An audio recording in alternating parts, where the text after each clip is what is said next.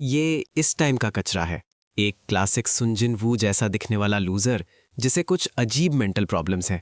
वो हर औरत को एक सुअर की तरह देखता है। वो आदमियों को भी सुअर की तरह देखता है। लेकिन इस बात पर कोई लड़का रोने नहीं वाला। क्या आपको फर्क पड़ेगा अगर आपके दोस्तों के सुअर जैसे चेहरे होते?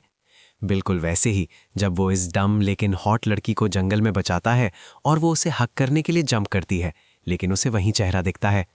या फिर बचपन की वो नीले बालों वाली गुस्से वाली आंटी जो एकदम से पलट गई जब उसे पता चला कि उसका अवेकेंड टैलेंट बेकार था। द वाइट स्टॉकिंग क्वीन जिसे वो जंगल में मिला था, यहाँ तक कि सबसे हॉट टीचर भी। वो उन सबको सुअर के चेहरों के साथ देखता है। चाहे तुम्हारा दिल कितना भी हाँ चिल्लाए, तुम्हारा दिमाग ना ही कहेगा। लेकिन मुझे ये वीडियो देख रहे असली मर्दों से पूछना है, अगर मैं अभी तुम्हारे हाथ में एक पेपर बैग दे दूं तो क्या तुम करोगे? क्योंकि मेरा भाई यान असल में 2 बार सोच रहा है। वो अपनी सुअर देखने वाली बीमारी का पता लगाने के लिए डॉक्टर के पास गया और ये बड़े दिल वाली लेडी डॉक्टर उसका स्वागत करती है। उसे विश्वास नहीं हुआ कि वो उसे एक सुअर की तरह देख रहा था, इसलिए वो पूछती है एक बार फिर कि क्या उसे सिर्फ एक सुअर लड़की दिख रही है? भाई उसे बस एक नशेड़ी जैसी हाँ वाली शक्ल बनाकर जवाब देता है। वो घूरती है, मुस्कुराती है, फिर एक ऐसा अटैक तैयार करने लगती है जिसे देखकर गोकू भी हैरान रह जाए। मेरा बंदा पसीने से भीग रहा है जबकि शैतान प्रेशर बनाए जा रही है। लेकिन जब आखिर में अटैक होता है तो उसे बस 2 बड़े गोल सुअर के चेहरे दिखते हैं। अब मैं तुम सबसे एक बार और पूछ रहा हूं, क्या तुम करोगे? क्या तुम सच्चाई जानने के लिए सबसे अंधेरे रास्ते पर चलने का रिस्क लोगे, या यहीं पर तुम्हारी कभी ना मरने वाली इच्छा शक्ति भी मर जाएगी? क्योंकि मेरा भाई ये चुवान ने उसके सामने सीधा सच बोल दिया। वो तुरंत पीछे हटी, फिर से प्रोफेशनल मोड में चली गई और समझाया कि उसे असल में स्पाइन की प्रॉब्लम है। लेकिन ये बंदा इतना पागल है कि उसने कहा, क्या आप मेरी स्पाइन वापस दे सकती हैं? बेचारी डॉक्टर बस इतना ही सोच सकी, कितनी बर्बादी है। उसके जैसा हैंडसम लड़का ऐसी दिमागी लड़ाइयाँ लड़ रहा है। वो चला जाता है, बस में चढ़ता है और आसपास देखता है। सब लोग भरे पड़े हैं। ये वैसा ही है जैसे अरबपति दुनिया को देखते हैं। सुअर एक डब्बे में थुसे हुए हैं। क्या ये मेरे चाइनीज ब्रेन रॉट में एक सोशल क्रिटिसिज्म है? मुझे नहीं पता, लेकिन मुझे पता है कि हम अभी अवेकनिंग सेरेमनी में हैं और लड़कियां बिल्कुल नाइट क्लब वाले कपड़ों में आई हैं। फिर ये नीले बालों वाली क्यूट सी लड़की ही कहने आती है, लेकिन पंजे देखो, हाँ ये भी सुअर है। करोगे? वो मेरे भाई के ऊपर फिदा है जो सबसे ज्यादा कंफ्यूज्ड है। यहाँ तक कि जब वो उसके हाथों को डबल साइडेड फायरबॉल अटैक में डालती है तब भी दूसरे लड़के जल रहे हैं। और इस पॉइंट पर अगर हर लड़की सुअर है तो मैं भी एक चाइनीज पोर्क ईटर बना रहा हूँ। भूखे मरने से बेहतर है, समझे ना? फिर बूढ़ा आदमी चिल्लाता है, जाओ तुम बेरोजगारों के झुंड। सेरेमनी शुरू होने वाली है। हमें एक प्रोफेशन मिलेगा। ये ऐसे काम करता है। तुम सब जानते हो कि इस दुनिया में तुम स्ट्रेंथ, स्पिरिट और एजिलिटी के बारे में सीखते हो। सेरेमनी के दौरान अपनी पूरी ताकत लगा देना, क्योंकि मैं तुम्हारा टैलेंट यहाँ अकेडमी में देखना चाहता हूँ। अब आओ और बूढ़े आदमी के पत्थर पर अपना हाथ रखो। जाओ मसल वाले लड़के, मैं देखना चाहता हूँ तुम्हें क्या मिलता है। बड़ा सा लड़का छोटा है और उसे एक इंटरमीडिएट लाइफ प्रोफेशन ब्लैकस्मिथ मिलता है। हाँ, तुम शायद पैसे कमा सकते हो, लेकिन जिस तरह से उसने लगभग अपना ही हाथ निगल लिया था, ये अच्छा नहीं लग रहा। दूसरा उसे छूता है और गिर जाता है। वो एक एडवांस्ड हीलर अवेकन करता है। हीलर अच्छा है। दूसरे को देखो, जूनियर इंजीनियर रो रहा है। लाइफ ऑन ने उस प्रोफेशन से दुनिया बदल दी थी। आखिरी बेवकूफ़ ऑरेंज बालों वाला झिझक रहा है, इसका ज़रूर कुछ अच्छा होगा। आर्टिस्ट ने उसे बेवजह नारुतो जैसे बाल नहीं दिए होंगे। वो अपना हाथ बूढ़े आदमी के पत्थर पर रखता है और तुरंत एक rare tier combat profession bladeless shadowless man awaken करता है। सब पागल हो जाते हैं। बूढ़ा आदमी पूछता है, स्टूडेंट तुम्हारा नाम क्या है? स्टूडेंट जवाब देता है, मेरा नाम लिu जिंगलोंग है। बूढ़ा आदमी कहता है, कितना शानदार नाम है। अब जाओ आराम करो, मैं तुम्हारे भविष्य के रास्ते पर चर्चा करने के लिए खुद तुम्हारे घर आऊँगा। ये अजीब लगता है, स्टूडेंट्स के घर क्यों जाना? लिu जिंगलोंग हाथ हिलाते हुए कहता है, थैंक्स ओल्ड टाइमर। अब अगला है ईचवान। जैसे ही प्रोटैगनिस्ट अजीब तरीके से आगे बढ़ता है, लिंगशवान कहती है, जाओ ब्रदर ईचवान, गुड लक। डायरेक्टर उसे देखते हुए सोचता है, ये लड़का थोड़ा पागल है, लेकिन उसके एट्रीब्यूट्स बहुत हाई हैं। आमतौर पर उसकी उम्र के किसी के पास 3 कंबाइंड एट्रीब्यूट्स होते हैं, लेकिन इस लड़के के पास 10 हैं, जो 3 गुना से ज़्यादा है। इसलिए मुझे कुछ उम्मीद है। प्रोटैगनिस्ट अपना हाथ पत्थर पर रखता है, एनर्जी फैलने लगती है, हर तरफ बिजली। सब हैरान हैं, पूछ रहे हैं कि क्या हो रहा है। डायरेक्टर चिल्लाता है, ये सुनहरी रोशनी है। जगह धुएं से भर जाती है और प्रोटैगनिस्ट कहता है, ये क्या बकवास है। एनर्जी से ये पहले से ही डिवाइन टीयर लग रहा है, लेकिन जो दिखता है वो एक डेली प्रोफेशन है, डिवाइन पिग स्लेयर। कम से कम इसमें डिवाइन लिखा है। बूढ़ा आदमी रुक जाता है। Pig slayer. सब हंसने लगते हैं, कहते हैं कि ये नामुमकिन है, ये जरूर कोई गलती होगी। एक प्रोफेशन डिवाइन और इतना बेकार कैसे हो सकता है? तुम ये भी नहीं कह सकते कि बच्चा किस्मत वाला है, हाई रैंक अवेकनिंग के बावजूद। सब हंसते हैं और डायरेक्टर को अजीब लगता है। मैं यहाँ सालों से डायरेक्टर हूँ और ये पहली बार है जब मैंने किसी को डिवाइन टीयर प्रोफेशन अवेकन करते देखा है, और वो भी एक बेकार पिग स्लेयर। अगर ये डिवाइन होता तो ब्लैकस्मिथ, हीलर या एल्केमिस्ट होना चाहिए था। वो दुनिया बदल सकता था। जैसा कहते हैं, जितनी बड़ी उम्मीद उतनी बड़ी निराशा।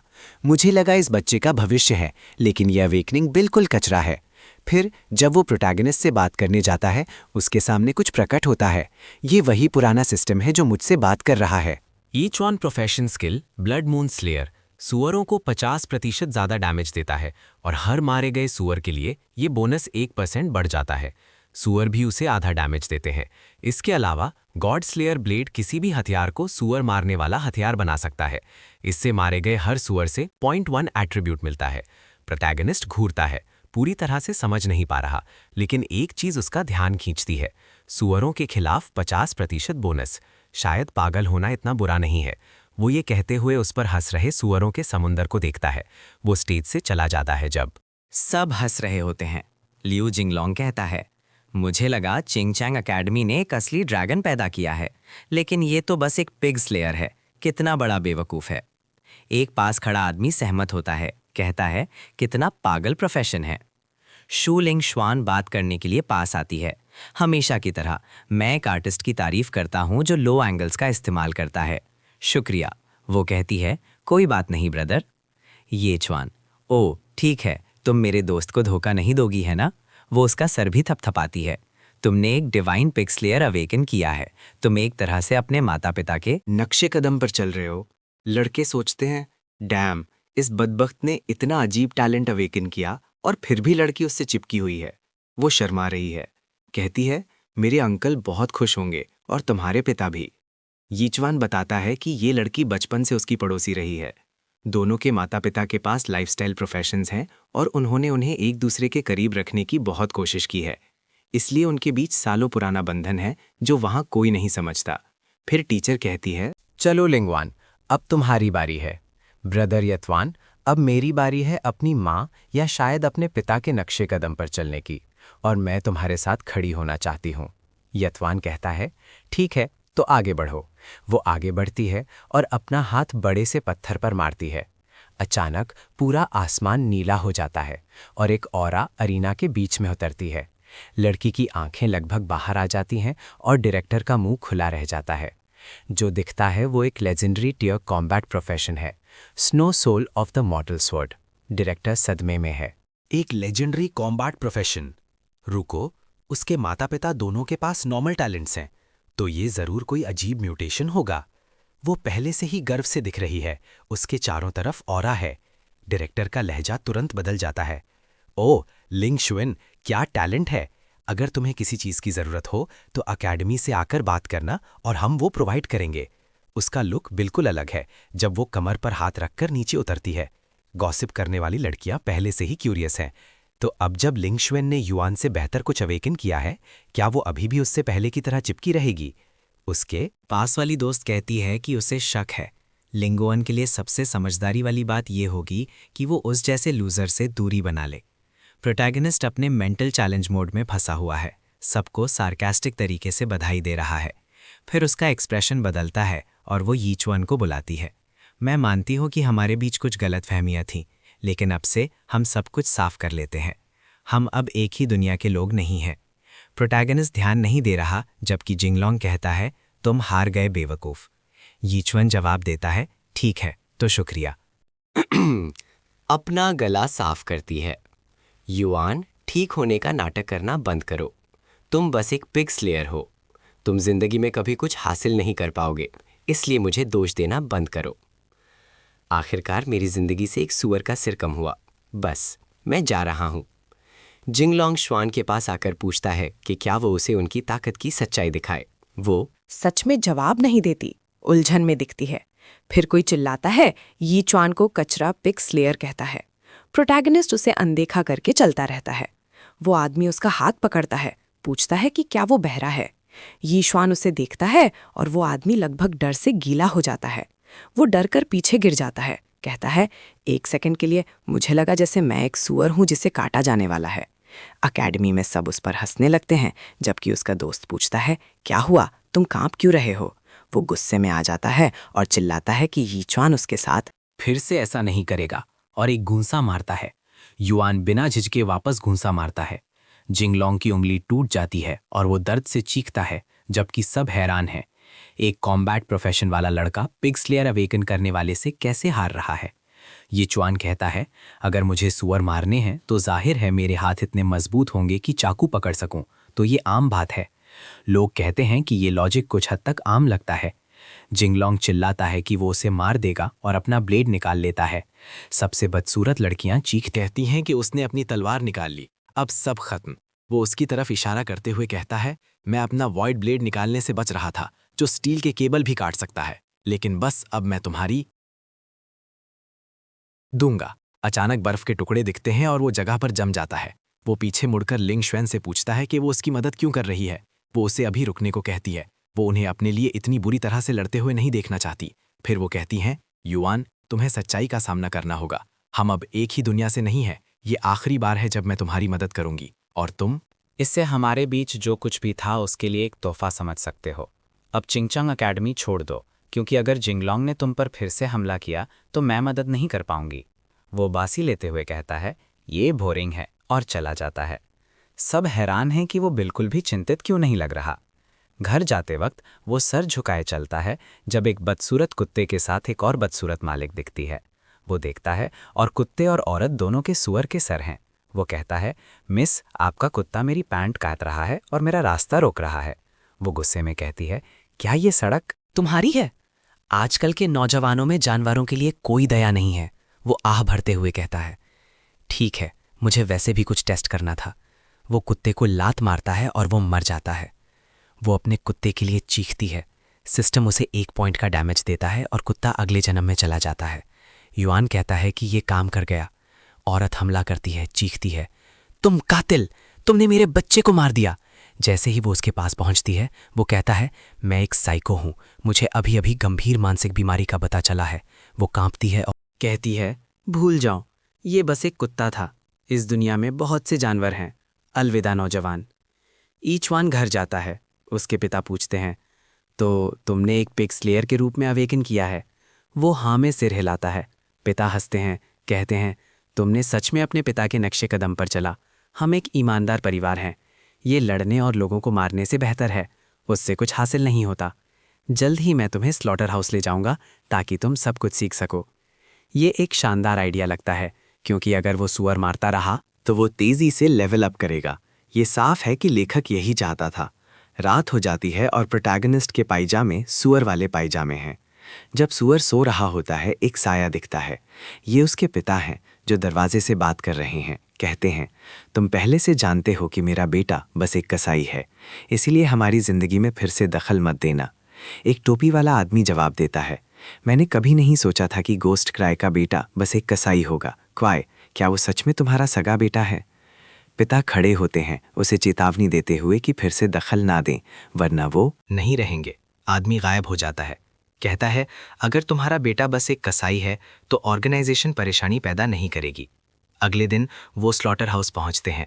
पर्दा पार करते हुए पिता कहते हैं, एक अच्छे कसाई को एक अच्छा चाकू चुनना चाहिए।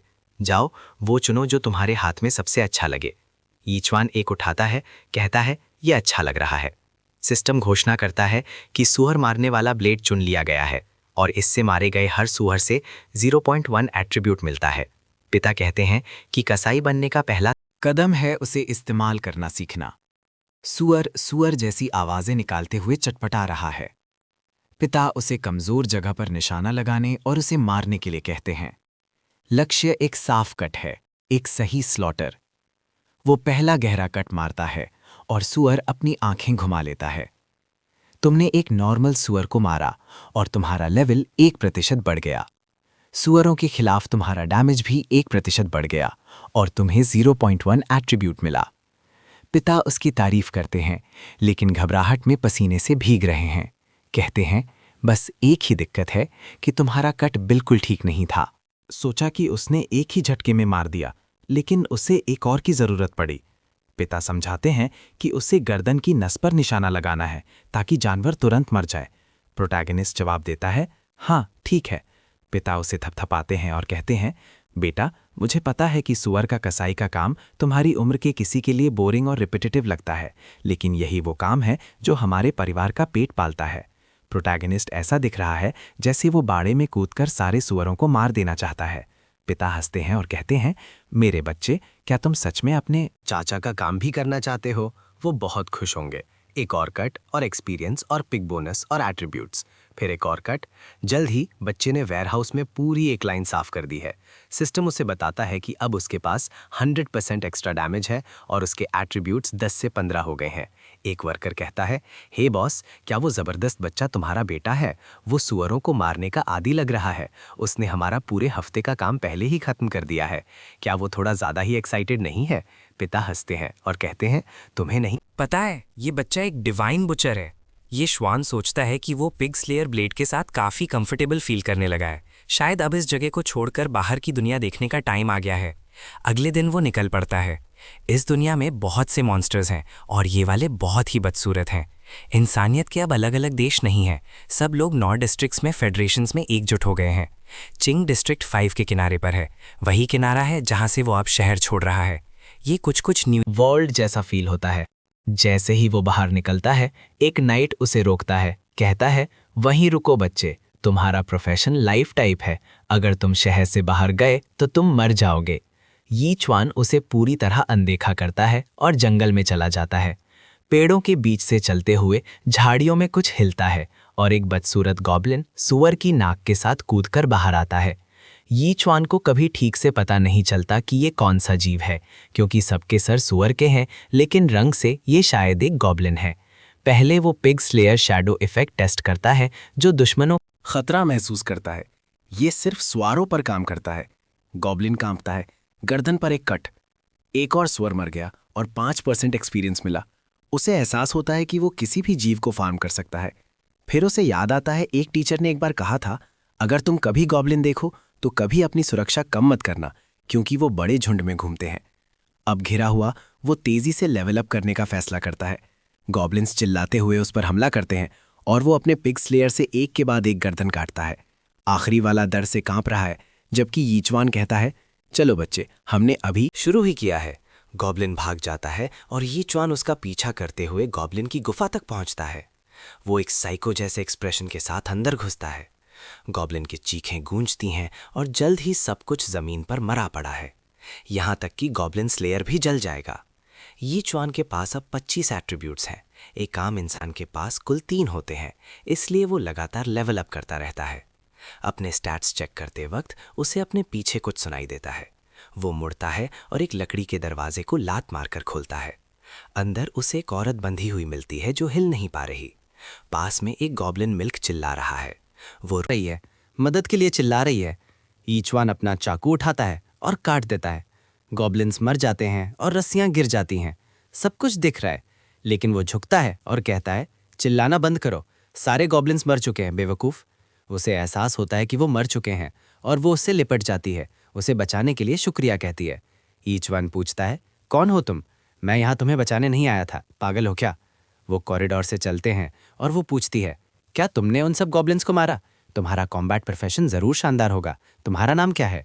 यी च्वान चलता रहता है, कहता है उसका नाम यी च्वान है और वो गुफा से बाहर निकल जाते हैं। वो उससे कहता है, उस तरफ जाओ और तुम शहर पहुंच जाओगी। वो जंगल से चलते हैं, लेकिन वो उसका पीछा करती रहती है। वो मुड़ता है और पूछता है, तुम मेरा पीछा क्यों कर रही हो? क्या तुम गॉब्लिन्स की जासूसी कर रही थी? वो कहती है, ये कैसा लॉजिक है? बिल्कुल नहीं, मुझे बस अकेले वापस जाने से डर लग रहा है। यी च्वान कहता है, ठीक है, तो तुम्हारा नाम क्या है? उसकी मानसिक बीमारी साफ तौर पर उस पर असर डाल रही है। वो कहती है उसका नाम शियानन है।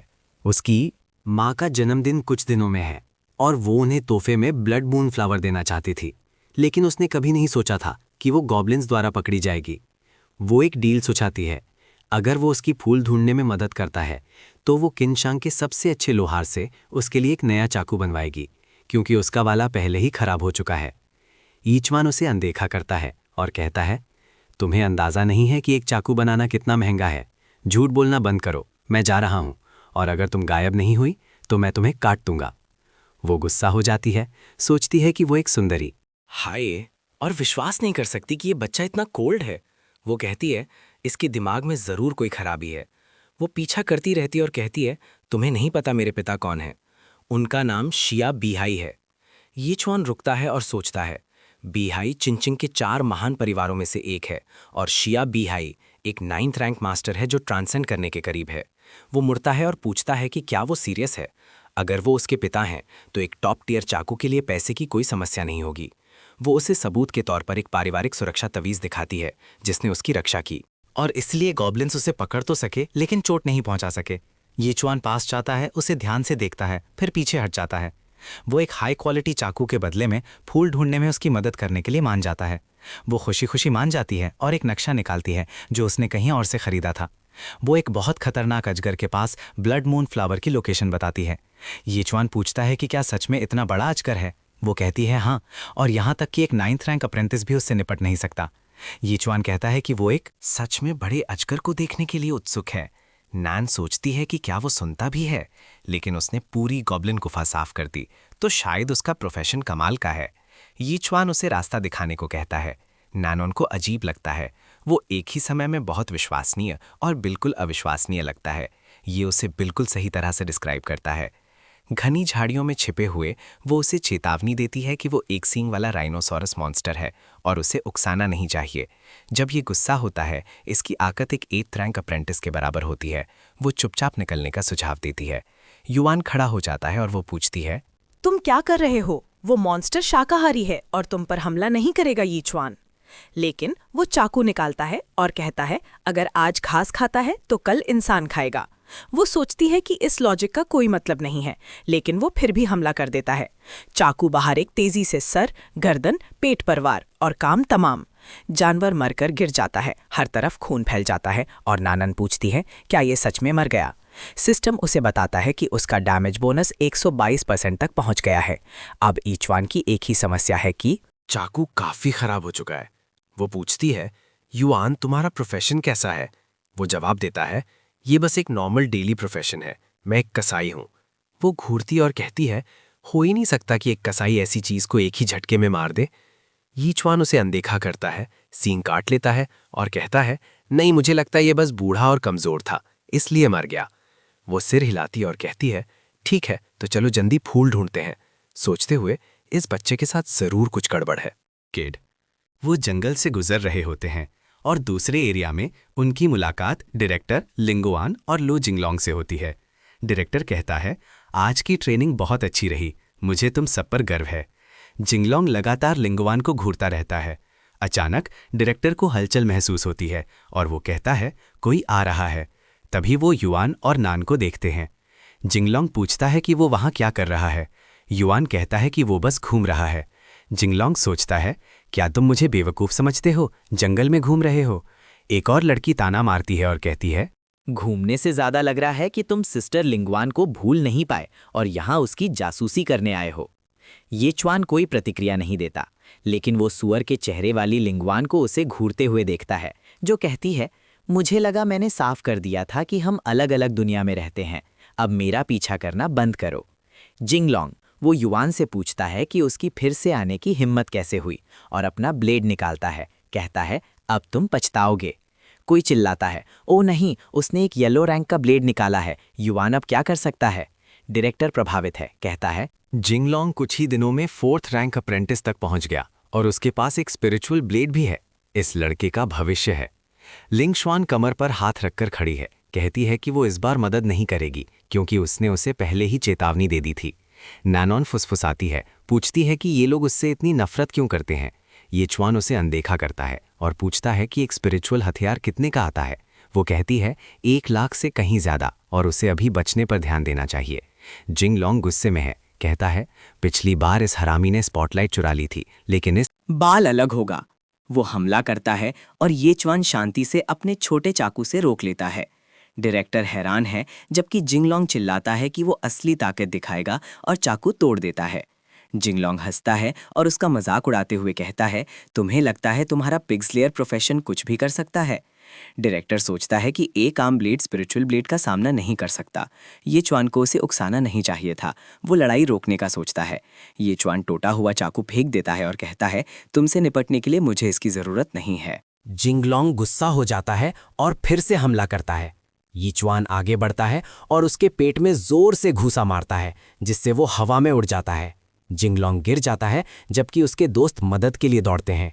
वो कहता रहता है कि वो ठीक है, जबकि सोच रहा होता है, मैं एक ही घूंसे से बेहोश होने वाला क्यों हूं? डायरेक्टर पूछता है, यीचुआन, क्या तुम पहले ही अप्रेंटिस लेवल 7 तक पहुंच गए हो?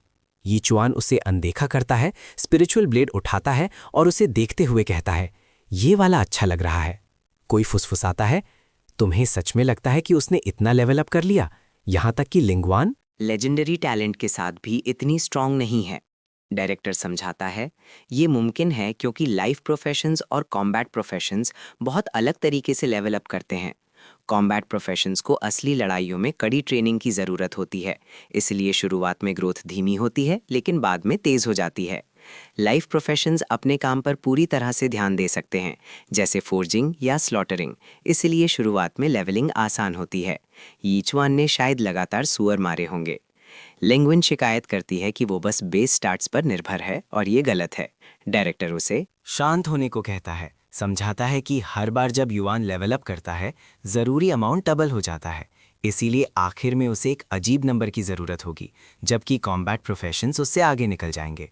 एक स्टूडेंट पूछता है, तो आप कह रहे थे कि जिस लड़के ने आज जिंगलोंग को हराया वो जल्द ही डोमिनेट हो जाएगा? डायरेक्टर कहता है, बिल्कुल। यीशुआन सिर हिलाते हुए कहता है, हाँ आप सही हैं, सबका शुक्रिया, मैं अब जा रहा हूँ। लिंगशुआन चिल्लाकर पूछती है कि वो ऐसा क्यों कर रहा है, बस शो ऑफ करने के लिए इतनी डेस्पिरेशन से सुअर मार रहा है, और कहती है कि उसका एडमिशन्स का डोम अकेडमी में हो गया है और बोलती रहती है। युआन सतामा की तरह थका हुआ लगता है। नैनॉन बीच में आकर कहती है, बस बहुत हुआ, वो ये और नहीं देखेगी। वो समझाती है कि ईचवान उसकी ब्लड मून फ्लावर ढूंढने में मदद कर रहा है और उनसे मिलना सिर्फ एक इत्तेफाक था। लड़कियां फुसफुसाती हैं कि लिंगवान के ना होने पर अब एक और लड़की ईशवान में इंटरेस्टेड है। एक मजाक करती है कि उसका असली टैलेंट लड़कियों को अट्रैक्ट करना है। नैनॉन उन्हें जोर से थप्पड़ मारती है और अवती से डायरेक्टर को भी लग जाता है। वो पूछता है, मुझे थप्पड़ क्यों पड़ा? मैंने तो कुछ नहीं कहा।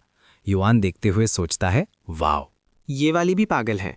लिंगशुआन गुस्सा हो जाती है, पूछती है कि उसकी ऐसा करने की हिम्मत कैसे हुई और उसे धमकाने लगती है। नन अपना पारिवारिक चिन्ह निकालती है और कहती है कि वो उनके उसे छूने का इंतजार कर रही है। डायरेक्टर घबरा जाता है और लिंगशुआन को हिलने से मना करता है। अब समझ में आया कि ये लड़की शिया परिवार से है।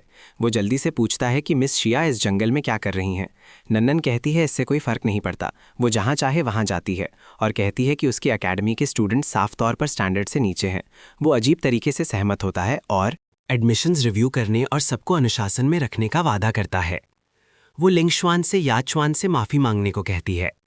लिंगशुआन हैरान है, सोच रही है कि एक शिया परिवार की लड़की उसके साथ क्यों है। अजीब है ये कैसे काम करता है, अब जब लड़का अच्छा कर रहा है।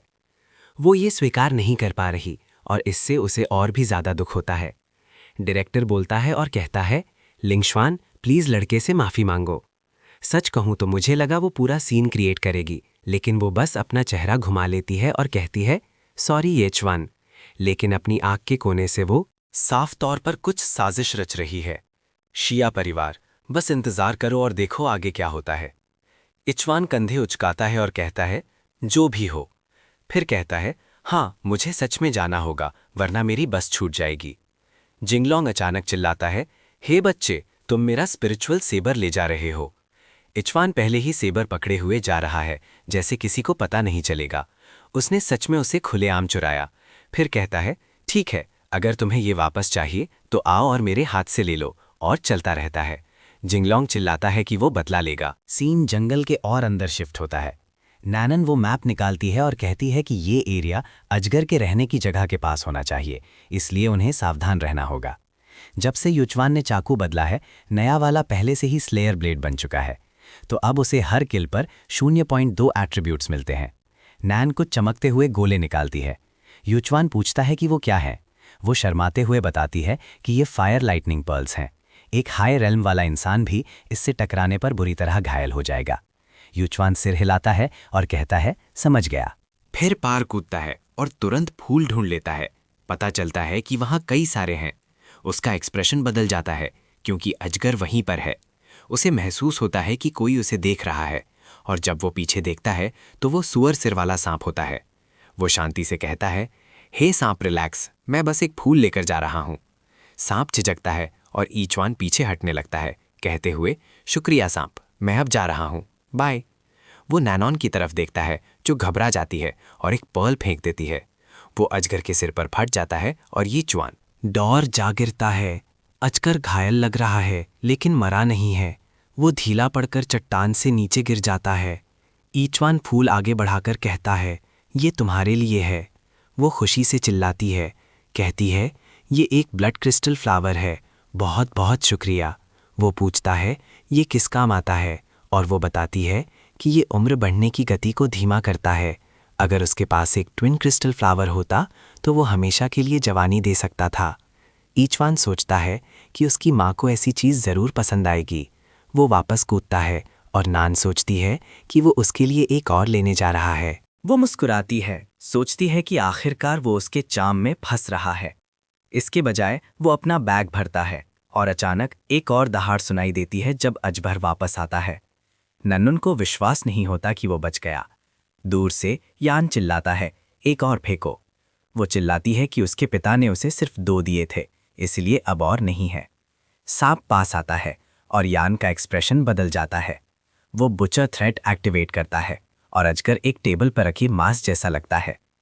ईचवान अचानक कूदकर दूर हो जाता है और चिल्लाता है, उन्हें भागना होगा। वो नन्नुन को पकड़ता है, जो कहती है कि उसे सिर्फ एक फूल के लिए अपनी जान जोखिम में डालने की ज़रूरत नहीं थी। वो जवाब देता है, ये वाला मेरी माँ के लिए है। अजगर झपटता है और अपना जबड़ा खोलता है। नान चिल्लाती है कि वो बच नहीं सकते। ये चुआन उसे एक बोरी की तरह फेंक देता है और सांप काट लेता है। वो उसका नाम चिल्लाती है। सांप उसे भी निगलने की कोशिश करता है जब अचानक एक ब्लेड अंदर से बाहर की तरफ काटता है। सिर गिर जाता है और याचुआन खून से लथपथ बाहर निकलता है। नानन दौड़कर उसके पास आती है और उसे गले लगा लेती है, भगवान का शुक्रिया अदा करती है और फिर शिकायत करती है कि उससे बहुत बुरी बदबू आ रही है। ये चुआन अनदेखा कर देता है। उसका बोनस फिर से बढ़ जाता है और उसे अजगर को मारने से 80% एक्सपीरियंस मिलता है। वो अप्रेंटिस रैंक 8 तक पहुंच जाता है और 9 के करीब है। बाद में वो शहर के गेट पर पहुंचते हैं जहां लोग इंतजार कर रहे हैं। उसका परिवार चिंता में दौड़कर आता है, कहते हैं कि उसने उन्हें डरा ही दिया था। नैन खुशी से फूल दिखाती है, कहती है कि ये माँ के लिए है। उसके पिता कहते हैं कि वो नौकरों को भेज सकती थी और उसे कभी शहर छोड़ने की जरूरत नहीं थी। जैसे ही वो समझाने की कोशिश करती है, युआन आगे बढ़ता है। वो आदमी पूछता है कि वो कौन है। यीचुआन अपना परिचय देता है और कहता है कि उसका प्रोफेशन पिग स्लेयर है। आदमी कंफ्यूज हो जाता है क्योंकि फूल बड़े अजगर के पास उगता है और सोचता है कि वो एक बेकार इंसान को क्यों लाई। वो पूछता है कि क्या ईचवान लड़ा, जिसका कोई मतलब नहीं बनता। फिर भी वो उसका शुक्रिया अदा करता है और इनाम के तौर पर 2 लाख की एक अंगूठी ऑफर करता है। ईचवान उसे वापस धकेल देता है और कहता है, नहीं, मेरे लिए कसाई का चाकू बनवा दो। आदमी हैरान रह जाता है, इतने पैसे ऑफर कर रहा है और लड़के को एक चाकू चाहिए। नैन समझाती है कि ईचवान चाहता है कि सबसे अच्छा लोहा एक बुचर ब्लेड बनाए। आदमी मान जाता है और कहता है कि उसे पहले घर वापस जाना होगा। वो शर्माते हुए अलविदा कहती है। आदमी इचवान को चेतावनी देता है कि उसके बारे में गलत विचार ना रखे। इचवान सोचता है कि वो बस एक और सुअर का सर है, इसलिए उसे परवाह नहीं है। वो कहता है कि उसे सिर्फ एक स्पिरिचुअल हथियार चाहिए। आदमी सर हिलाता है और कहता है कि शहर में एक लोहार है जिसके परिवार से अच्छे संबंध हैं, और वादा करता है कि वो उसे एक शानदार हथियार दिलवाएगा। सीन जंगल में शिफ्ट होता है जहां कोई मरे हुए अजगर के पास आता है। एक पतली सी दानव औरत गुस्से में दिखती है, कहती है कि उस हरामी ने उसके स्पिरिट पालतू जानवर को मार दिया और उसकी जड़ी बूटियां चुरा ली। वो उसकी गंध याद कर लेती है और कसम खाती है कि वो बच नहीं पाएगा। वापस शहर में यीचुआन एक मटेरियल की दुकान में घुसता है।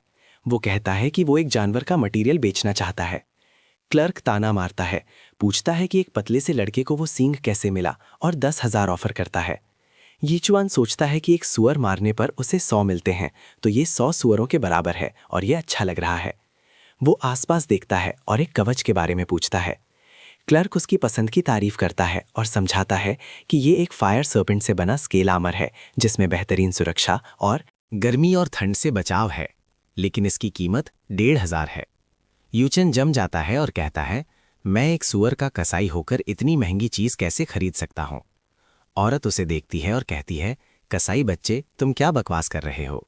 वो स्पिरिचुअल ब्लेड काउंटर पर पटक देता है और पूछता है, क्या तुम इसके बदले वो कवच दोगी। वो झटके में उछल जाती है और तुरंत उसे कवच पहनाने में मदद करती है। वो कहती है, मेरे बच्चे, कितनी सही डील है, चिंता मत करो, मैं तुमसे एक भी एक्स्ट्रा पैसा नहीं लूंगी। ये कवच तुम पर बहुत शानदार लग रहा है। अंदर ही अंदर वो सोच रही है, ये बच्चा ज़रूर अमीर होगा। अगर मैं इसे फंसा लूं तो मुझे फिर कभी चिंता नहीं करनी पड़ेगी। वो उसके आसपास घूमती रहती है, कहती है, ऐसी सेवा के लिए आमतौर पर 10,000 लगते हैं, लेकिन क्योंकि वो जवान और हैंडसम है, वो मुफ्त में मदद करेगी। दूर हटो उससे, सुअर औरत। वो पूछती है, इतने टैलेंटेड नौजवान का क्या प्रोफेशन है। वो जवाब देता है, पिग स्लेयर। उसका एक्सप्रेशन जम जाता है और वो कहती है, ये कोई कॉम्बैट प्रोफेशन नहीं है ना। सीन प्रोटैगनिस्ट के घर पहुंचने पर स्विच होता है और वो कहता है, माँ, ये आपके लिए है। वो हाफ जाती है और कहती है, मेरे बेटे, ये एक ब्लड क्रिस्टल फ्लावर है, तुम्हें ये कैसे मिला। ये चुआन, क्या तुम सड़क पर लोगों से चोरी कर रहे हो। वो अजीब तरीके से कहता है, नहीं माँ, मैं शहर से बाहर गया था, वहाँ एक बड़ा सा सांप पहले से ही पड़ा हुआ था, तो मैंने बस उसे उठा लिया और वापस ले आया। वो हंसती है और उसे चेतावनी देती है कि बाहर का इलाका खतरनाक है और अगर कुछ हो जाता तो एक साधारण सुअर का कसाई परिवार इससे कैसे निपटता। वो उसे याद रखने को कहती है कि वो कसाई हैं और चौकिम न ले। वो मान जाता है। पिता गर्व से देखते हैं और कहते हैं, ये मेरा बेटा है। अचानक कोई कीवान को अभी बाहर आने के लिए कहता है। पिता बाहर देखकर पूछते हैं कि कौन है। वो जिंगलोंग का पिता है। वो ईचवान पर अपने बेटे का स्पिरिचुअल सेबर चुराने का आरोप लगाता है। हुआन कंफ्यूज हो जाता है और कहता है, भाई लियू, जरूर कोई गलतफहमी हुई होगी। वो बचपन के दोस्त थे लेकिन दूर हो गए और लियू अब बहुत प्रभावशाली है। चीवान जोर देकर कहता है कि उसका बेटा बस एक साधारण कसाली है और जिंगलोंग जैसे योद्धा से कभी भी एक स्पिरिचुअल हथियार नहीं चुरा सकता। जिंगलोंग चिल्लाता है कि यीचुआन ने उसका हथियार चुराया है। लियो ठंडा पड़ जाता है और क्वीविन पर झूठ बोलने और अपने बेटे की गलत परवरिश करने का आरोप लगाता है। वो कहता है कि डायरेक्टर ने पहले ही इसकी पुष्टि कर दी है और क्वीविन से अपने बेटे से पूछने की मांग करता है। क्वान येचुआन से पूछता है कि क्या हो रहा है। येचुआन कहता है कि उस आदमी ने मुझे सेबर से मारने की कोशिश की थी, इसलिए उसे लेना पहले से ही मेहरबानी थी। जिंगलोंग झूठ बोलता है कि वो बस ट्रेनिंग कर रहे थे और येचुआन ने अचानक उसे चुरा लिया। लियू येचुआन को आदर दिखाने और सेबर वापस करने का आदेश देता है। येचुआन जवाब देता है कि उसने उसे पहले ही बेच दिया है। सब जम जाते हैं। चियुआन घबरा जाता है, पूछता है कि उसके बेटे ने क्या कर दिया है। लियू गुस्से से फट पड़ता है और 1 मिलियन मुआवजे की मांग करता है। चियुआन कहता है कि एक लो ग्रेड स्पिरिचुअल हथियार की कीमत ज़्यादा से ज़्यादा 200,000 है। लियू घूरता है और कहता है कि वो यहाँ सौदेबाजी करने नहीं आया है। ये चियुआन लड़ने के लिए तैयार होता है लेकिन कोई युवान उसे रोक लेता है और भले ही समय लगे पैसे देने के लिए मान जाता है। लियू उसे अपने बेटे को तमीज़ सिखाने की चेतावनी देता है और परिणाम भुगतने से पहले आधा महीना देता है। वो चला जाता है जबकि जिंगलोंग ही चियुआन को धमकाता है। बाद में परिवार चर्चा करता है कि क्या करना है। लियू सदया की भीख मांगने का सुझाव देती है। पिता माफी के तौर पर सुअर का मांस ले जाने की योजना बनाते हैं। यीचुआन आगे बढ़ता है और कहता है, चिंता मत करो, मैं इसे संभाल लूंगा। पिता उसे कहते हैं कि गलती उसकी नहीं है और बस उसे परेशानी से बचने और हमेशा उन्हें सब कुछ बताने के लिए कहते हैं। यीचुआन इसके बजाय मजबूत बनने और एक स्पिरिचुअल हथियार हासिल करने के बारे में सोचता है। उसका दिमाग सच में आमतौर पर काम नहीं करता।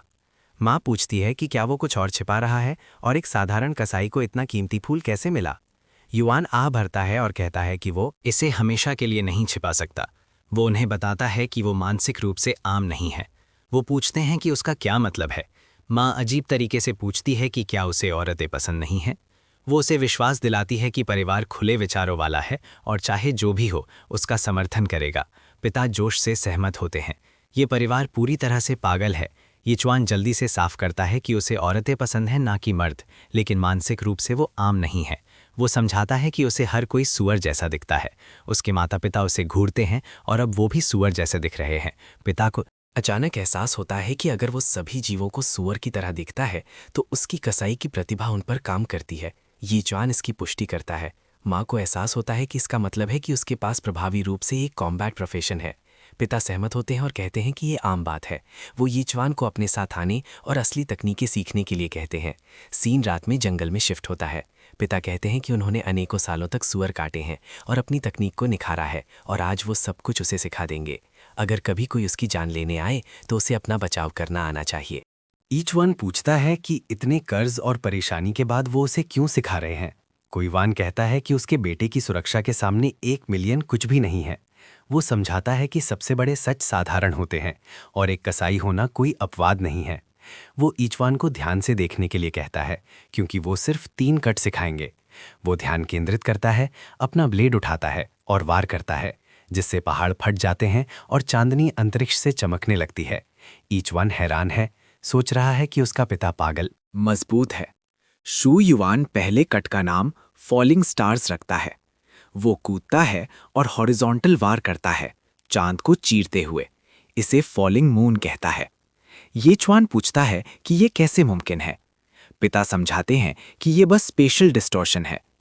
फिर वो तीसरा कट करता है, एक ज्वलंत विस्फोट में ऊपर की ओर उठते हुए, आसमान को रोशन करते हुए, और इसे डिवावर ऑफ सन्स कहता है। यीचुआन पूछता है कि क्या वो सच में इसका इस्तेमाल सुअर मारने के लिए करते हैं और सोचता है कि क्या वो सुअर देवता हैं। पिता कहते हैं कि उसे अभी समझने की जरूरत नहीं है और वो समय के साथ सीख जाएगा। ईशान को एहसास होता है कि इसे सीखने का कोई कारण है। पिता फिर पूछते हैं, तुम्हारा चाकू कहाँ है बच्चे? अगर तुम्हारे पास नहीं है तो अभी के लिए मेरा इस्तेमाल करो।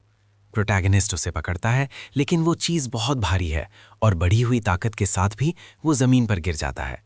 पिता मुड़ते हुए कहते हैं, जाओ बच्चे, अभ्यास करो, मैं वापस सोने जा रहा हूँ। लड़का सदमे में है, सोच रहा है, हे भगवान, मेरे पापा इतनी भारी चीज से सुअर मारते हैं। वो ब्लेड उठाता है, स्टार मूव ट्राई करता है, बूम, फिर से एक, पूरे बेवकूफ की तरह गिर जाता है। वो अभ्यास करता रहता है, जबकि पिता आह भरते हुए देखते हैं। कहते हैं, पागल बच्चा, एक दिन जब तुम एम्परर रैंक तक पहुंचोगे तब तुम जानोगे कि ये 3 मूव्स देवताओं को भी मार सकते हैं। अगले अध्याय में लड़का खंजर ऊपर उछालता है, मून कट फिर थककर गिर जाता है, लेकिन उसे लियू याद आता है जिसने उसके पिता को धमकाया था। वो खुद को फिर से उठाता है, फॉलिंग स्टार्स, और इस बार ये काम कर जाता है। जमीन टूट जाती है, पक्षी बिखर जाते हैं और वो मुस्कुराता है, बर्बाद जमीन को देखते हुए। उसने नया स्किल सीख लिया है। सीन हॉस्पिटल में शिफ्ट होता है। प्रोटैगनिस्ट बेड पर है और उसकी माँ पूछती है, डॉक्टर, क्या मेरा बेटा ठीक है? डॉक्टर 3 पिगलेट कहती है कि वो ठीक है, लेकिन थकान से बेहोश हो गया था। वो कड़ी ट्रेनिंग कर रहा था। माँ गुस्से में है, कहती है कि उस श्रापित कान ने लड़के को तब तक ट्रेन किया जब तक वो गिर नहीं गया। वो घर पहुंचने पर उसे सबक सिखाएगी। वो ये भी सोचती है कि नर्स इतना शर्मा क्यों रही है। डॉक्टर समझाती है कि लैक्टिक एसिड बिल्डअप के कारण लड़के ने कम से कम 1000 स्क्वाट्स, 1000 पुशअप्स और कई अन्य एक्सरसाइजेस किए और लगभग 100 किलोमीटर दौड़ा। माँ कहती है इसका कोई मतलब नहीं बनता, कोई भी इंसान एक रात में ये नहीं कर सकता। डॉक्टर मानती है कि इस पर विश्वास करना मुश्किल है, लेकिन यीचुआन की मानसिक स्थिति अलग है। माँ और भी गुस्से में बाहर निकलती है, कहती है कि वो उस आदमी को मार देगी। डॉक्टर सोचती है कि कोई भी आम इंसान इतनी एक्सरसाइज से मर जाएगा। वो मजाक भी करती है कि पूरी रात 1-on-1 की ज़रूरत होगी, लेकिन लड़का पहले ही जा चुका है। युआन पहले से ही बाहर है, कहता है, मैंने सच में बहुत सारी एनर्जी जला दी। वो मूव खतरनाक है, मुझे वो चाकू उससे लेना होगा। जाओ। शहर में कहीं और वो स्टील हार्ट फौज पर पहुंचता है। एक दाढ़ी वाला सुअर आदमी, मास्टर टेक्सन, कंफ्यूज होकर पूछता है, क्या तुम याया चुएन हो? ये चुएन हाँ में सिर हिलाता है। टेक्सन कहता है, ठीक है, रुको, मास्टर शाओ ने मुझे सब कुछ बता दिया। मैंने पूरी रात मेहनत करके एक परफेक्ट ब्लेड बनाया है, लेकिन तुम तो एक सुअर के कसाई हो। मैंने कभी नहीं सोचा था कि शिया परिवार इसके लिए इतना पैसा देगा। क्या तुम उनके नाजायज बेटे हो? युआन चाकू के लिए हाथ बढ़ाता है, लेकिन टिक्सन उसे रोकता है और कहता है, सब्र रखो, ये ब्लेड 1000 साल पुराने ठंडे स्टील से बनाए। इसे तैयार करने में 49 दिन लगे। ये अपने मालिक को पहचानता है। अगर तुम्हारी ताकत काफ़ी नहीं है तो तुम इसे उठा भी नहीं पाओगे। इचवान कुछ नहीं कहता, ब्लेड को पकड़ता है और उसे बाहर निकालता है, जिससे टाइसन शॉक हो जाता है। इचवान उसे देखता है और कहता है, वाह, ये मेरे पापा के ब्लेड से काफ़ी हल्का है। टाइसन हैरान है, पूछता है, ये इसे इतनी आसानी से कैसे उठा रहा है? इचवान पूछता है, इसका नाम क्या है? टाइसन कहता है, इसका अभी कोई नाम नहीं है, तो तुम ही रख दो। इचवान सोचता है और कहता है, ड्रैगन स्लेयर। टाइसन हंसता है, कहता है, ये नाम बहुत आम है, लाखों हथियारों का यही नाम है। युआन को परवाह नहीं है और वो उसे टेस्ट करने के लिए निकल रहा है। उसे लियो शिंग से निपटने के लिए जल्दी से हामेचर रैंक से बाहर निकलना है। शहर के गेट पर लोग शिकायत कर रहे हैं कि हर तरफ शक्तिशाली जानवर हैं और बाहर 10 कदम चलना भी खतरनाक है। युआन ये सुनता है और उसकी आंखें चमक जाती हैं। सोचता है, मारने के लिए अच्छी चीजें हैं। जंगल में उसे महसूस होता है कि कोई उसे देख रहा है, लेकिन वो चलता रहता है। अचानक पीछे से एक चाकू उड़ता हुआ आता है, लेकिन वो बच जाता है। वो मुड़ता है और तीसरे दर्जे के डाकुओं को देखता है। 9th rank apprentices. एक चिल्लाता है, पागल हो क्या जो मेरे सीक्रेट अटैक से बच गए? मोटा वाला सहमत होता है, कहता है, ली शिंग सही है। इस आदमी ने शहर छोड़ने की हिम्मत की और मरना चाहता है। उन्हें जिंगलोंग के पिता ने भेजा है। यूचुआन ब्लेड को छूता है और सिस्टम एक्टिवेट हो जाता है। इस नए ब्लेड से उसे हर किल पर 0.3 एट्रीब्यूट्स मिलते हैं। वो मुस्कुराता है और कहता है, तो ड्रैगन स्लेयर से कौन मिलना चाहता है? वो पूछते हैं क्या नाम, और वो उसे दोहराता है। वो जोर से हंसने लगते हैं, कहते हैं कि ये खुद को एक लेजेंडरी हीरो समझता है। वो गलत आदमी से हंस रहे हैं क्योंकि यीचुआन और जोर से हंसता है। कहता है, नहीं, मैं हीरो नहीं हूं, मैं बस एक कसाई हूं जो नया चाकू टेस्ट कर रहा है। एक बोलने की कोशिश करता है, लेकिन यीचुआन आगे बढ़कर उसकी गर्दन काट देता है। तुमने एक सुअर को मारा, 1% डैमेज और 0.3 एट्रीब्यूट हासिल किया। दूसरे जम जाते हैं, पूछते हैं, क्या उसने सच में उसे मार दिया? यीचुआन कूदकर दूर जाता है, फिर तुरंत वापस आकर दूसरे को घोंप देता है। और एक्सपीरियंस और एट्रीब्यूट्स। आखिरी वाला भरने की कोशिश करता है, लेकिन उसकी हरकतें नहीं देख पाता। वो बचने में अच्छा है, लेकिन इससे कोई फर्क नहीं पड़ता। क्योंकि ब्लेड उड़ता है और उसे छेद देता है बेरहमी से। और एट्रीब्यूट्स, यीचुआन ब्लेड को निकालता है और कहता है, अफसोस, तुमने मरना चुना। फिर वो ईमानदारी से लूटता है। इसे एक अनएक्सपेक्टेड ड्रॉप कहता है। एक शैडो स्टेप स्क्रॉल 30 सेकंड के लिए एजिलिटी 30% बढ़ाता है। शुरुआती चीज है, लेकिन मुफ्त कमाल है। उसे कदमों की आवाज सुनाई देती है और वो एक पेड़ पर कूद जाता है। नीचे एक अजीब कई आंखों वाला जीव लाशों को खाते हुए पास आता है। यीचुआन मुस्कुराता है। उसे मॉन्स्टर्स मज़ेदार लगते हैं। बुरी बात यह है कि वो इंसान खाते हैं, इसलिए वो उन्हें जिंदा नहीं छोड़ सकता। वो शैडो स्टेप एक्टिवेट करता है, एक डाली से दूसरी पर कूदता है और उस जीव पर हमला करता है। वो उसे महसूस कर लेता है और अपनी पीठ से कांटे फेंकता है। हर एक कांटा उसमें घुस जाता है, लेकिन वो रुकता नहीं और उसे 2 टुकड़ों में काट देता है। वो एक पिन कुशन जैसा लग रहा है और मजाक करता है कि जानवर मुफ्त में एक्यूपंक्चर दे रहा है। दूसरे उसे घूरते हैं। वो झुकता है, उन्हीं की तरह कंफ्यूज। वो उन्हें भागने की कोशिश करते देखता है, इसीलिए वो पास जाता है, घूरता है, एक को डराता है और उसे काट देता है। आखिरी वाला जम जाता है और वो भी कट जाता है। अपनी फार्मिंग पर वो कांटों से भरा हुआ चला जाता है। कहता है कि बस थोड़ी खुजली हो रही है। समस्या ये थी कि उसे अगले रन तक पहुंचने के लिए अभी भी 70% एक्सपीरियंस चाहिए था और वो आज ही वहां पहुंचना चाहता था। वो आगे बढ़ता रहता है जब आगे एक सुनहरे सींग वाला जानवर सब कुछ तबाह करते हुए दिखता है।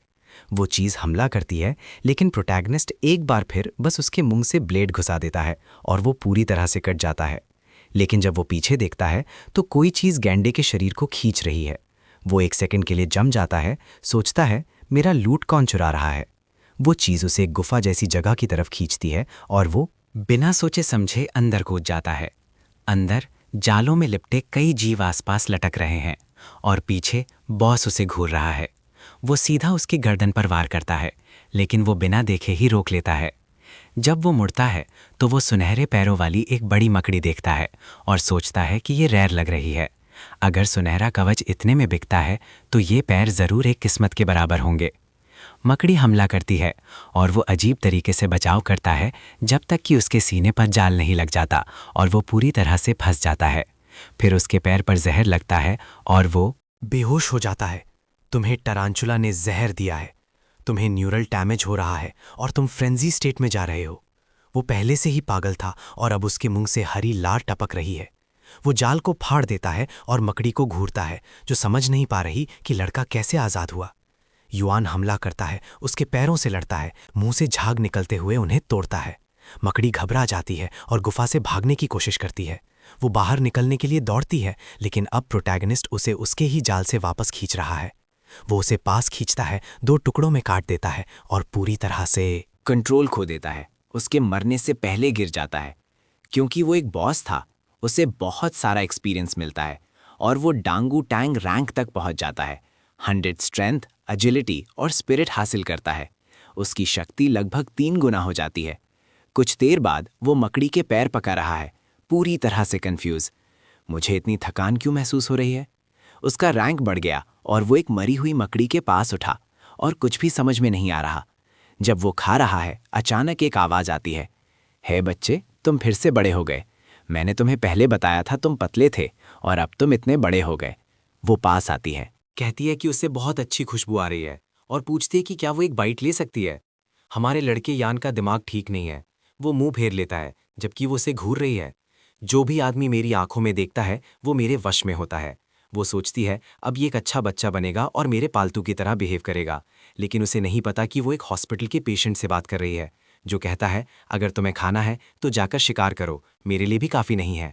वो वहाँ कन्फ्यूज़ खड़ी रहती है, रुको, ये मेरी बात क्यों नहीं मान रहा? शायद इसलिए क्योंकि इसका सर सूअर का है और हाथ सांप का। कितना बुरा कॉम्बिनेशन है। जबकि ईच वन एक तरफ देख रहा है, सोच रहा है कि इस स्वर लड़की के सींग क्यों हैं, कितनी अजीब चीज़ है। वो मुस्कुराती है और कहती है, कोई बात नहीं, तुम्हें शेयर करने की ज़रूरत नहीं है, लेकिन मैं तुमसे कुछ पूछना चाहती हूँ।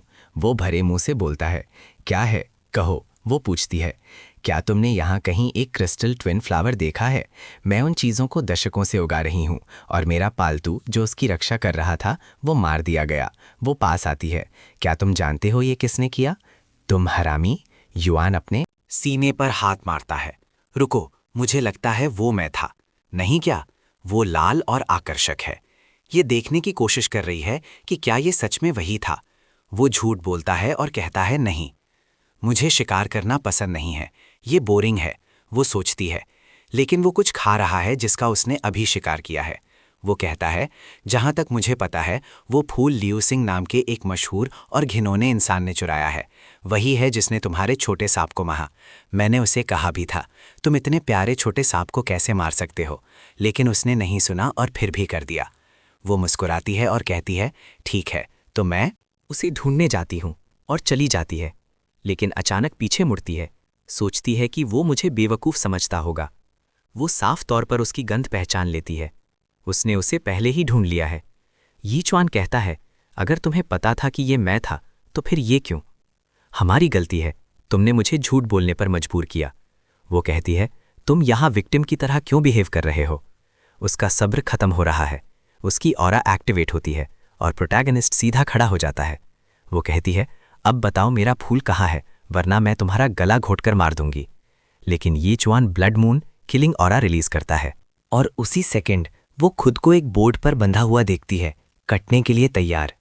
वो कांप रही है और रिएक्ट नहीं कर पा रही, और वो पहले ही जा चुका है। कहता है कि वो उसके लिए फूल के बदले में एक मकड़ी का पैर छोड़ देगा, लेकिन वो एक गोली की तरह उसके पीछे जाती है। ईच वन सोचता है, बेहतर है मैं भाग जाऊं, वरना मुझे वो टेक्निक इस्तेमाल करनी पड़ेगी। वो पीछा करती रहती है और अचानक एक बंदर सुअर गोरिल्ला मॉन्स्टर पेड़ों से कूदता है और ईच वन को थप्पड़ मारने की कोशिश करता है। वो बच जाता है, सोचता है कि ये बालों वाला कहाँ से आ गया।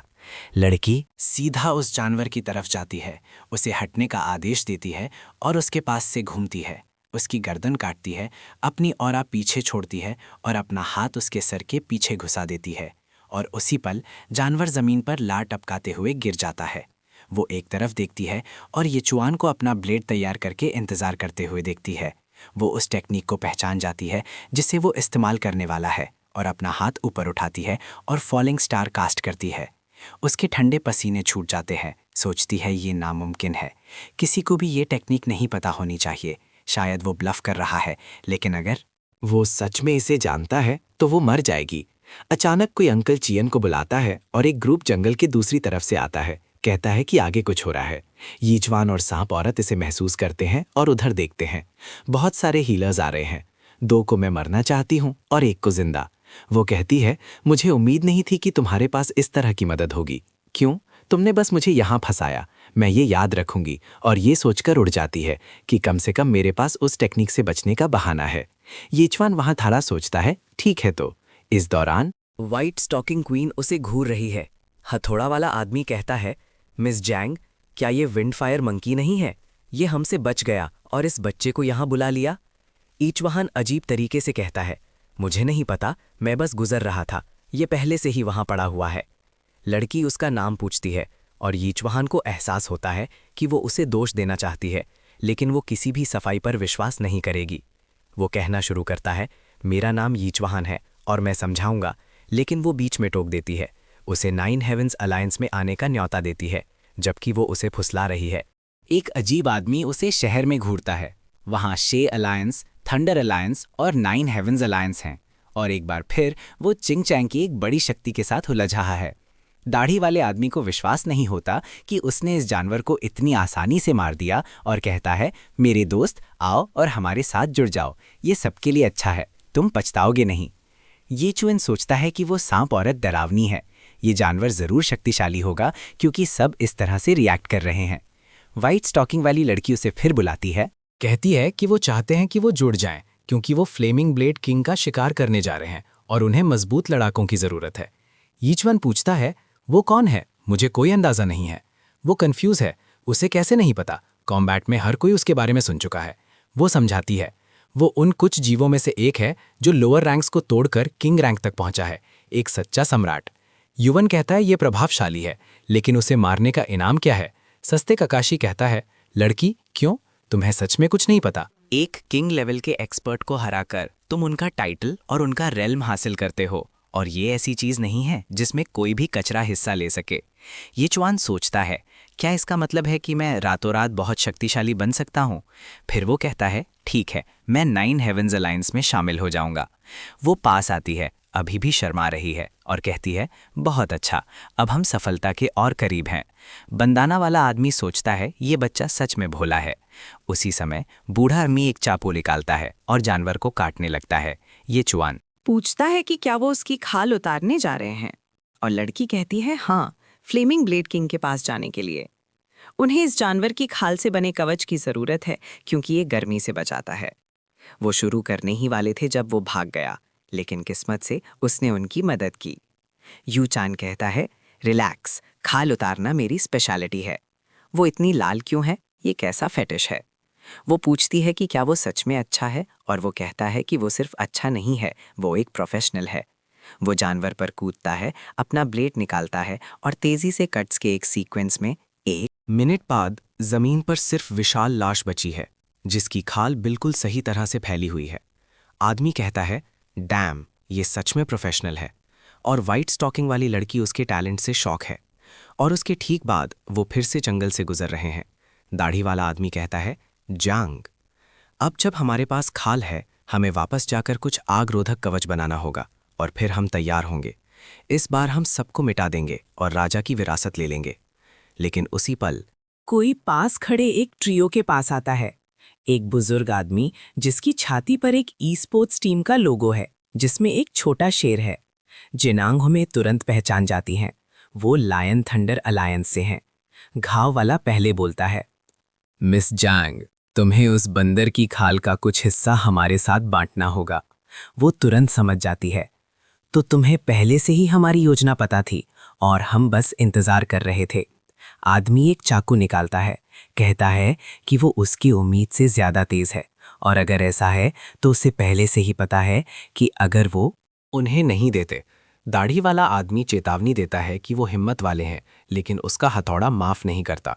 इस दौरान ट्यो ककाशी सबको शांत रहने के लिए कहता है, खाल दे दो और बाद में हम मदद लाएंगे। इस आदमी के बारे में कुछ संदिग्ध लग रहा है। मसल हेड खाल फेंक देता है, लेकिन यीचुआन उसे हवा में पकड़ लेता है। इंसान घबरा जाता है और यीचुआन को उसे देने के लिए कहता है, लेकिन यीचुआन कहता है, बिल्कुल नहीं, मैंने इसकी खाल उतारी, मैंने इसे मारा, ये सब मेरा है।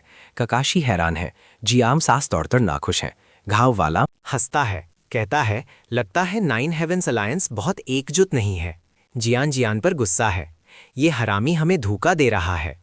उसने बंदर को तुरंत दे दिया और अब वो जानने की मांग करती है कि वो अलायंस को निराशा में क्यों धोखा दे रहा है। जियान कहता है कि उसे देना सबसे समझदारी वाली बात है। असली गद्दार वो लड़का है, लेकिन यीचुआन के चेहरे को देखकर कोई नहीं सोचता कि वो बहुत साजिश कर रहा है। दाढ़ी वाला आदमी आगे बढ़ता है, अपना हथौड़ा घुमाते हुए कहता है, जियोन का अलायंस में समय खत्म हो गया है। जॉन बच जाता है और खुलासा करता है कि उसे लायन अलायंस ने खरीद लिया है, क्योंकि वहाँ इनाम बहुत बेहतर है। वो लॉर्ड ले से कहता है, हमें उन सबको मारना होगा। दाढ़ी वाला आदमी हमला करता है, कहता है कि उसे पता था कि वो गद्दार हैं। जियान उसका मजाक उड़ाता है, कहता है उसकी गति के साथ हथौड़ा उसे कभी नहीं छू पाएगा। लॉर्ड ले अपना हथौड़ा ऊपर फेंक देता है और हमले को एक तरफ कर देता है। फिर के को आदेश देता है, उस लड़के को मारो और मुझे खाल ला कर दो। दाढ़ी वाला आदमी हैरान है, उसका हथौड़ा मुड़ गया। उसने एक सेकंड स्टेज के मास्टर के हमले को कैसे रोका? ले कहता है कि वो सबको मारने के लिए तैयार होकर आया है और आज कोई जिंदा नहीं जाएगा। दाढ़ी वाला आदमी हमला करता है और हथौड़े के हैंडल से बचाव करता है, हरकत से कंफ्यूज होकर, जबकि जियान अपनी तलवार निकालता है और याचुआन पर हमला करता है, लेकिन उसे जियांग के मून ब्लेड सीक्वेंस से बचने के लिए पीछे कूदना पड़ता है। वो बैकलाइन को जियांग पर हमला करने और उसे उसके इंस्ट्रूमेंट स्पेल्स और शक्तियों का इस्तेमाल करने से रोकने का आदेश देते हैं और उसकी तरफ शक्तियां उड़ती हैं, लेकिन वो बच जाती है और सब कुछ हवा में तोड़ देती है। उसे चिंता है कि यीचुआन जियान को नहीं हरा सकता। जियान आगे बढ़ता है, कहता है कि उसकी सबसे बड़ी गलती उसके जैसे कचरे को हायर करना था। और अब वो भुगतेगी जियांग, चिल्लाती है यीचुआन, लेकिन उसी पल युआन डेमोनिक ऑरा रिलीज करता है और जियान जम जाता है। Blood shadow level 3 activated. Yichuan Jian का हाथ काट देता है, फिर गायब होने के लिए शैडो स्टेप का इस्तेमाल करता है।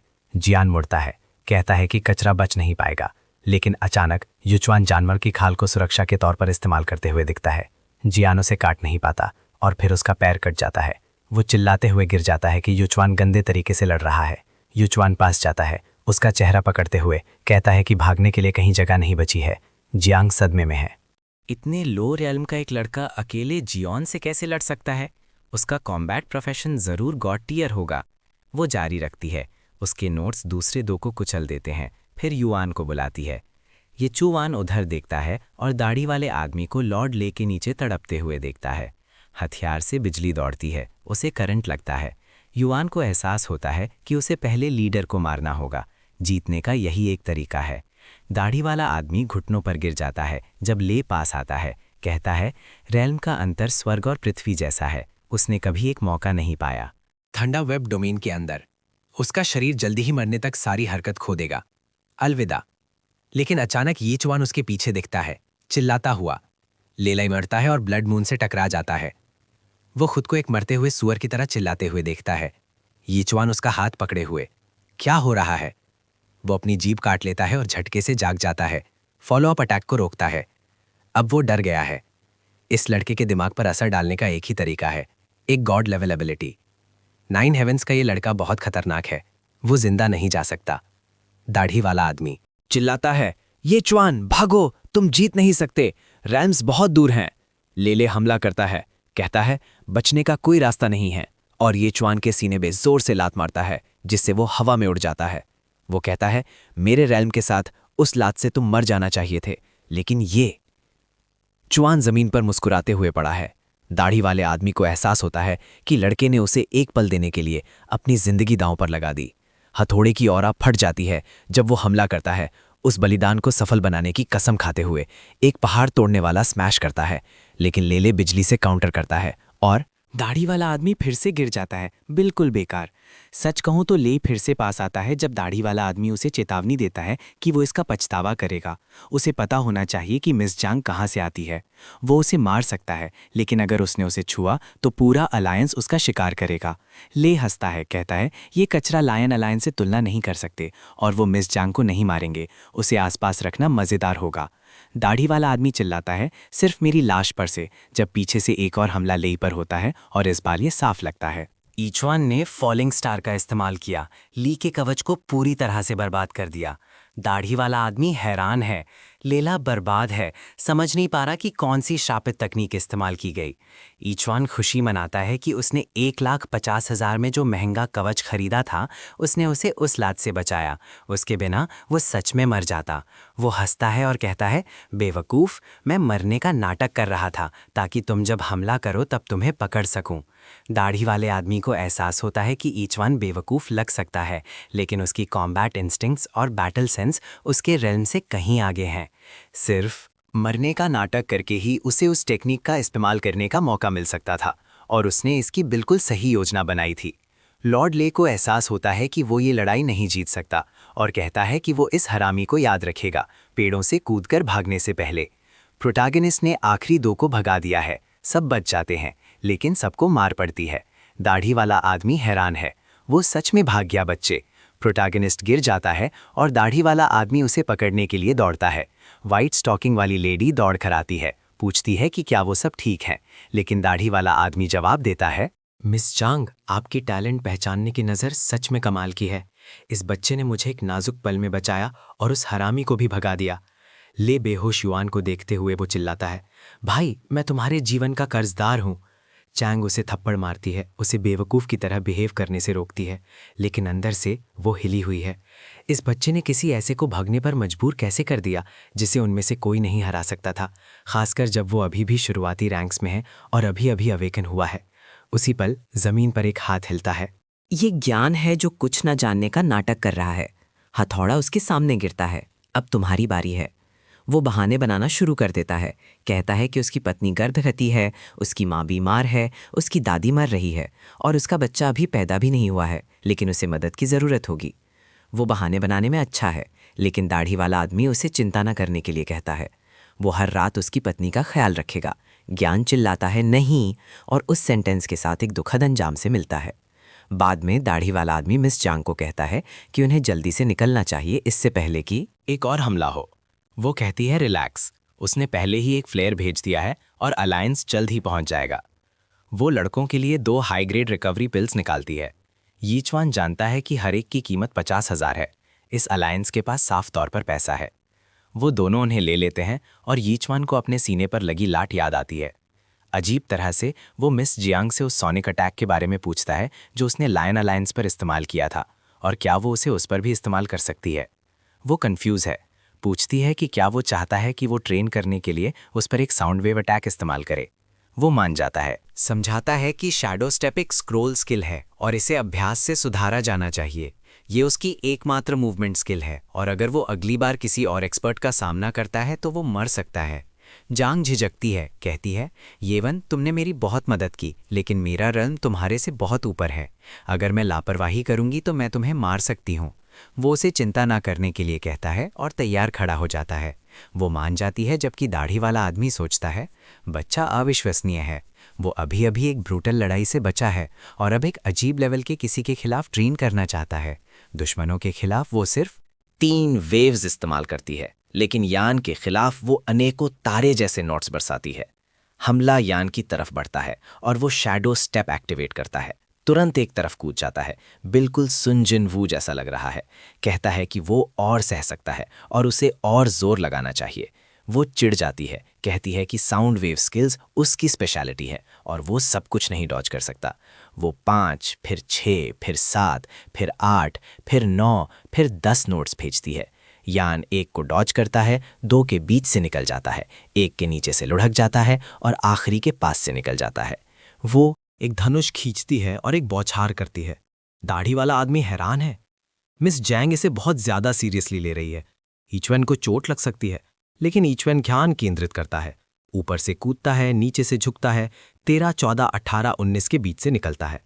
पास आते हुए एक उसके सीने पर लगता है। पीछे से ब्लेड उसे पीछे धकेलता है और वो उस तक नहीं पहुंच पाता, लेकिन वो इसका आनंद ले रहा है। कहता है कि एहसास अविश्वसनीय है।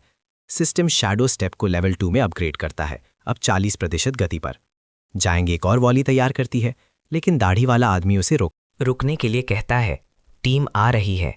अलायंस के सदस्य देर से आने के लिए माफ़ी मांगते हैं। जांग कहती है, ठीक है बस, परेशानी, अब वापस जाने का समय है। दाढ़ी वाला आदमी जानवर का पैर उठाता है और रुको, एडिटर जूम करो, उसके स्टॉकिंग्स कहाँ हैं? हे आर्टिस्ट, ये मत सोचना कि मैंने वो डिटेल मिस कर दी। यिचुआन अजीब तरीके से कहता है, आप जा सकते हैं, मुझे कुछ काम है। जांग मान जाती है, लेकिन उसे सावधान रहने को कहती है, और जब वो वापस आए तो उसे 9 हेवंस अलायंस में आना चाहिए, क्योंकि उसने उसके लिए कुछ अच्छा तैयार किया है। वो अलविदा कहता है और जंगल में वापस दौड़ता है, मकड़ी का खजाना ढूंढने। उसे सुनहरे पैरों वाला टॉर्सो मिल जाता है और हंसता है। उसका सुनहरा कवच नष्ट हो गया था, तो ये पैर नया खरीदने के लिए अच्छे से बिकेंगे। उसे उम्मीद थी कि सांप औरत दिखेगी, लेकिन उसके बजाय सीन उसके घर वापस आने पर शिफ्ट होता है। जब वो दरवाज़ा खोलता है तो पूरी जगह बर्बाद हो चुकी है। वो शौक में बैग गिरा देता है, लेकिन उसका पिता बहुत शक्तिशाली है। तो क्या हुआ?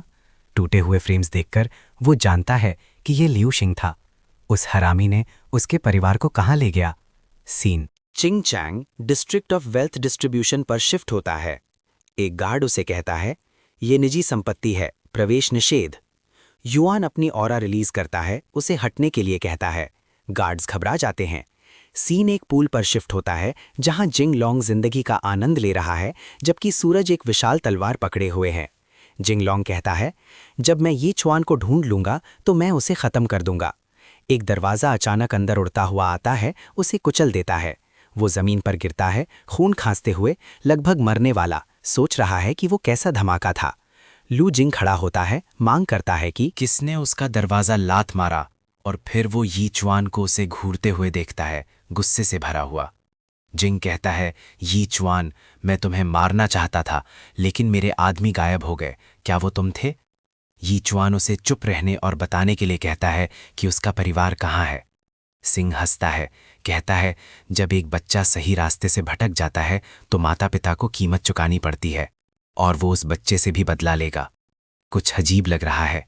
जिंग लॉन्ग अपने पिता को पहले यिचुआन के माता पिता को लेने जाने के बाद वापस आते देखा था, और वो डरा हुआ लग रहा है। साफ है कोई और भी शामिल हैं। युआन कहता है कि उसके माता पिता उसकी कमजोरी हैं, उन्हें छुआ तो तुम मरोगे। जिंग हंसता है, लेकिन उसके मुंह पर घूंसा पड़ता है और वो दीवार में जा गिरता है। पिता हैरान है कि ऑरा एक उच्च रेल्म से है, क्या हो रहा है? अच्छा हुआ मैं हाल ही में आगे बढ़ा हूं, इस बच्चे को दबाना आसान होगा। वो अपने शरीर के चारों तरफ कवच एक्टिवेट करता है, कहता है कि लड़का उसे चुनौती देकर पागल हो गया है। वो कवच बहुत बदसूरत है। सच में पत्थर का कवच एजिलिटी को खत्म कर देता है, लेकिन ब्लेड्स के खिलाफ 40% रक्षा देता है। जिंग लॉन्ग अभी भी दरवाजे के नीचे फंसा है, तुम एक दरवाज़ा कैसे नहीं उठा सकते?